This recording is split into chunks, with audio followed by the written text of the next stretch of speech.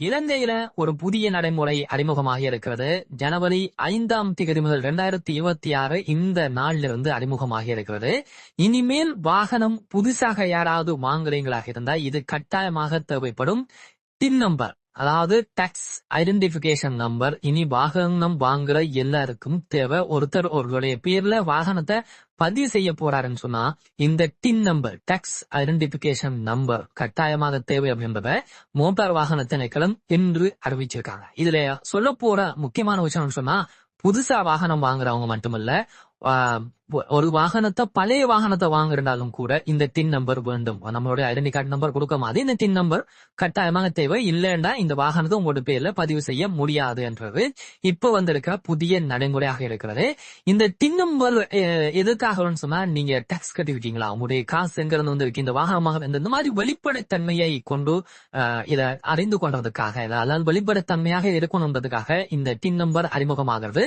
ஏற்கனவே இந்த TIN number இருந்தா தான் நாம வாகனம் வாங்கலாம், பல விஷயங்களை செய்யலாம்னு சொல்லி போன வருஷத்துல சொல்லப்பட்டாலும் நிறைய சிஸ்டம் அப்டேட் பண்ணாம இருந்தது. இப்ப நிறைய சிஸ்டம் எல்லாம் அப்டேட் ஆகிருக்கு. அதன் காரணமாக இந்த வருஷத்துல இருந்து இந்த டின் நம்பர் நடைமுறையை அமலுக்குள்ள கொண்டு வந்திருக்காங்க.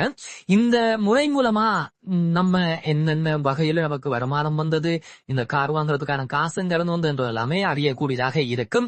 இதுல எல்லா வாகனங்களுக்கும் இல்ல, பல வாகனங்களுக்கு விலக்களிக்கப்பட்டிருக்கிறது. மோட்டார் சைக்கிள் வாங்குறவங்களுக்கு டின் நம்பர் தேவையில்ல, நம்முடைய ஐடென்டி கார்டு நம்பர்லயே நம்முடைய பேர்ல அதை பதிவு செய்யலாம். அதே போல முச்சக்கர வண்டி, 3 வீல் ஆட்டோக்கள் வாங்குறவங்களுக்கும் இந்த டின் நம்பர் தேவைப்படாது.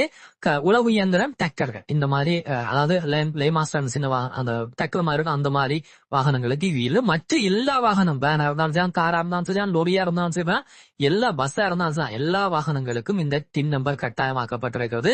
இந்த டின் நம்பரை நீங்க எப்ப இல்ல இன்னும் உங்களுக்கு இது இல்ல அப்படின்னு சொன்னா, நீங்க ஏற்கனவே நாங்க பல வீடியோக்கள் பண்ணிருக்கோம். இது இறைவேறு திணைக்களத்துக்கு சென்று கூட நீங்க நேரடியாக இதை பெற்றுக்கொள்ளக்கூடியதாக இருக்கு. முனையத்தாளத்திலும் இதை நீங்க பெற்றுக்கொள்ளலாம். டின் நம்பர் இருந்தா தான் ஆண்டு லைசனை கூட நாங்க ரினியூவல் பண்ணணும் அப்படின்ற மாதிரி ஆரம்பத்துல அது கொண்டு வரப்பட்டது. ஆனா இந்த சிஸ்டம் அப்டேட் ஆகாம இருந்தபடியா எல்லாம் கொண்டு வரல. இப்ப வாகனம் வாங்கி பதிவு செய்யறதுக்கு கொண்டு வந்துட்டாங்க. இந்த வருஷத்தினுடைய நடுப்பகுதிக்குள்ளேயோ அல்லது முடியறதுக்கிடையோ நாம இனி வாகனங்களுடைய ஆண்டு லைசனை ரினியூவல் பண்றா கூட இந்த டின் நம்பர் வேண்டும். நாங்க சரியா டாக்ஸ் கட்டி இருக்கோமா என்று சரி பார்த்து அதெல்லாம் நடந்திருந்தா மாத்திரம்தான் இனி வருகின்ற காலத்துல ஆண்டு லைசன் ரினியூவல் பண்ணப்படும். அதுவும் கூட ஏற்கனவே பேசப்பட்டது, இன்னும் அது அமுல்ல இல்ல, ஆனா விரைவில் அதுவும் அமுல்ல வரும். எனவே இந்த விஷயம் ஒரு முக்கியமான விஷயமாக இன்றைய நாள்ல பார்க்கப்பட்டிருக்கு. இதுல இன்னும் ஒரு முக்கியமான விஷயம், கடந்த நாட்கள்ல பதிவு செய்யப்பட்ட புதிய வாகனங்கள் தானே, இந்த வாகனங்களுக்கு இலக்க தகடுகள் இல்லை. இலங்கையில இப்ப கிட்டத்தட்ட 2 லட்சம் வாகனங்கள் இலக்க தகடுகள் இல்லாம, அதாவது மோட்டார் வாகன திணைக்களத்திட்ட வழங்கப்படாத, அவங்ககிட்ட பெறப்படாத, தாங்களே உருவாக்கி தாங்களே டிசைன் பண்ணி கொழுவி கொண்டு ஓடக்கூடிய இலக்க தகடுகளோட நாட்டுல 2 லட்சம் வாகனங்கள் ஓடிக்கொண்டிருக்கு. இந்த இலக்க தகடுகளை தயார் செய்வதற்கு தயாரிப்பதற்காக ஒரு நிறுவனத்துக்கான ஒப்பந்தம் இந்த கிழமையில நடக்க போகுது. அதுக்கு பிறகு மிக விரைவாக புதிதாக பதிகின்ற வாகனங்களுக்கான இலக்க தகடுகள் மட்டுமில்லாம ஏற்கனவே கொடுக்க இருக்கிற 2 லட்சத்துக்கும் அதிகமான வாகனங்களுக்கான இலக்க தகடுகளும் புதிதாக வழங்க போறாங்க. இந்த வழங்க போற புதிய வாகன இலக்க தகடுகள்ல 6 முக்கியமான அம்சங்கள் உள்ளடக்கப்பட்டிருப்பதாக சொல்லப்பட்டிருக்கு. இதுல 6 முக்கியமான அம்சங்கள்ல பல விடயங்கள் இருக்கு.